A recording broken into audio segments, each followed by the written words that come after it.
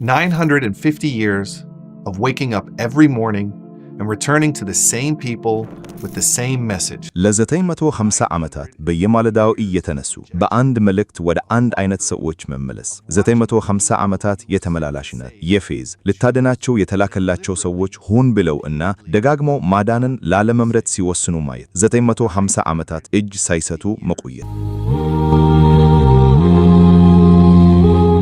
አላህ ስለ ኑህ ዓለይሂ ሰላም እንዲህ ይለናል። ኑህንም ወደ ሕዝቦቹ በርግጥ ላክነው፣ በውስጣቸውም 1000 ዓመት ከ50 ዓመት በቆየ 1000 ዓመት ከ50 ዓመት። ከዚያም አላህ ሱብሓነሁ ወተዓላ እንዲህ ይላል፣ እነርሱም በዳዮች ሆነው ሳሉ ጎርፉ ያዛቸው። በእነዚህ ሁለት የቁርአን አንቀጾች መካከል ለአንድ ሙሉ የሕይወት ዘመን ለ10 ምዕተ ዓመታት ያህል የማይሰሙ ሰዎችን በመጋበዝ ወደ አላህ ሱብሓነሁ ወተዓላ የጮኸ የአንድ ሰው ሕይወት አለ። አላህ ሱብሓነሁ ወተዓላ በሱረቱ ኑህ ውስጥ ለሕዝቦቹ የነበረውን አካሄድ ሲገልጽ ኑህ ዓለይሂ ሰላም ለአላህ እንዲህ ብሎ እንደነበር ይናገራል። ጌታዬ ሆይ እኔ ሕዝቦቼን ሌሊትና ቀን ጠራኋቸው፣ ጥሪዬም መሸሻን እንጂ ሌላ አልጨምርላቸውም። ሌሊትና ቀን እያንዳንዱን ጊዜ ሞክሯል። በድያ ቁጥር በፈጠረ ቁጥር የበለጠ ሸሹ። ከዚያም ለሕዝቦቹ የተጠቀመባቸውን የተለያዩ የመድረሻ ዘዴዎች ይገልጻል። ከዚያም በግልጽ ጠራኋቸው፣ ከዚያም በይፋ ለነርሱ አስታወቅኩላቸው፣ በድብቅም በምስጢር ነገርኳቸው። ሕዝባዊ ስብሰባን ሞክሯል፣ የግል ውይይትን ሞክሯል፣ በግልጽ መናገርን ሞክሯል፣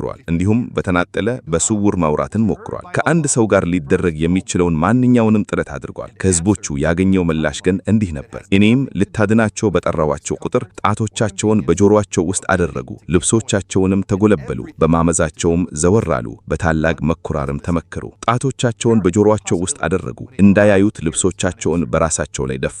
ቁርአን የሚሰጠን ምስል የነቢዩን መልእክት ላለመቀበል እያንዳንዱን የመገናኛ መስመር በአካል የዘጉ ሰዎችን ነው። አይኖች ተዘግተው ጆሮዎች ተሸፍነው ከነቢዩ ቃል ለመራቅ ልብሶቻቸው ውስጥ ተጠቅልለዋል። ይህንን ለ950 ዓመታት ታዝበዋል። ጎርፉ በመጨረሻ ሲመጣ አላህ ሱብሓነሁ ወተዓላ ኑህ ዓለይሂ ሰላም አማኞችን ወደ መርከቢቱ እንዲጭን ሲያዘው ልጁ ለብቻው ቆሞ ሌላውን ወገን ሲመርጥ ያየዋል። ኑህም ዓለይሂ ሰላም እንዲህ ብሎ ጠራው። ኑህም ወደ እነዚያ ወደ መርከቡ ለተኮፉት ልጁም ተለይኮ ሳለ ጠራው። አንተ ልጄ ሆይ ከኛ ጋር ተሳፈር፣ ከከሃዲዎቹም ጋርም አትሆን። አንተ ልጄ ሆይ ልጄ ብቻ ሳይሆን እንደ የኔ ፍቅር ልጅ ያለ የተባ ጥሪ ነው። አንድ አባት በሚወደው ልጅ ላይ የሚጠቀምበት አነጋገር ነው። በዚህ በጎርፍ አፋፍ ላይ ውሃው እየጀመረ ባለ ሰዓት እንኳን ለልጁ ያለው የመጀመሪያ ቃሉ አሁንም ጥሪ ነው፣ አሁንም ውሃ ነው። ልጁ ግን እምቢ አለ። ወደ ተራራ እንደሚሄድና እንደሚጠበቅ ይናገራል። ከዚያም ማዕተቡ በመካከላቸው ገባ። አሁን ወደ ዱዓው እንምጣ። በሱረቱል አንቢያ ላይ አላህ ሱብሓነሁ ወተዓላ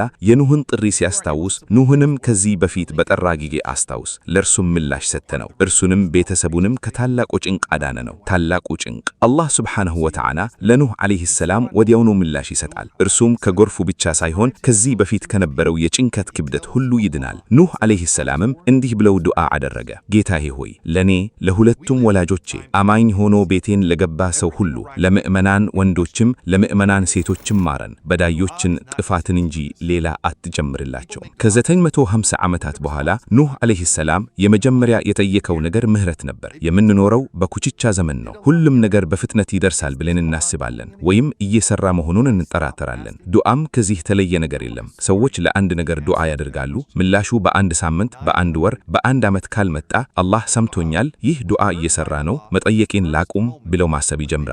የኑህ ዓለይሂ ሰላም ታሪክ ለዛ ጥያቄ መልስ ነው። 950 ዓመት የቆየ ዱዓ አላህ ሱብሓነሁ ወተዓላ ከተጀመረበት ሰዓት አንስቶ የሰማውና በራሱ ጥበብ በተመደበ ጊዜ የተመለሰ ነው። አንድ ዱዓ ሳይመለስ ሲቀር 3 እድሎች አሉት። የመጀመሪያው የጠየቃችሁት ነገር ይሰጣችኋል። ሁለተኛው ተመሳሳይ ወይም የተሻለ ነገር ባልተጠበቃችሁት መንገድ ይላክላችኋል። ሶስተኛው ደግሞ የቂያማ ቀን ስታዩት በዚህች ዓለም ላይ የጠየቃችሁት ዱዓ ሁሉ ባይመለስልኝ ኖሮ እንድትሉ የሚያደርጋችሁ ደረጃ ላይ ይቀመጣል። ምክንያቱም ያቺ ላይ የሚጠበቃችሁ ነገር እጅግ ታላቅ ነው። በዚህ ሀገር ውስጥ በእስር ቤት ውስጥ ለዓመታት ዱዓ እያደረጉ ያሉ ሰዎች አሉ። ለቤተሰቦቻቸው፣ ለራሳቸው መፈታት፣ በእነርሱ ያለ እያደጉ ያሉ ልጆቻቸው አንድ ነገር እንዲካወጥ። አንዳንድ ጊዜ እነዚህ ዱዓዎች ምንም ቦታ እንደማይደርሱ ይመስላሉ። ሊያ ፋውንዴሽን የሚኖረው በእስር ቤት ውግሎች ውስጥ ሆነው ዱዓቸውን በአግባቡ እንዲያደርጉ ዕውቀት እንዲኖራቸው ለማድረግ ነው። እየጣሩ ያሉትን የአላህ ስሞች ከነርሱ በፊት የጠሩት ነቢያት ታሪክ ምላሹ ባልተጠበቀው መንገድ ወይም በተመኙት ጊዜ ባለመጣ ስለሆነ ምላሽ የለም ማለት እንደማይሆን እንዲገነዘቡ። በሚቀጥለው ክፍል እስክንገናኝ ኢንሻአላህ። We will see you in the next episode, inshallah.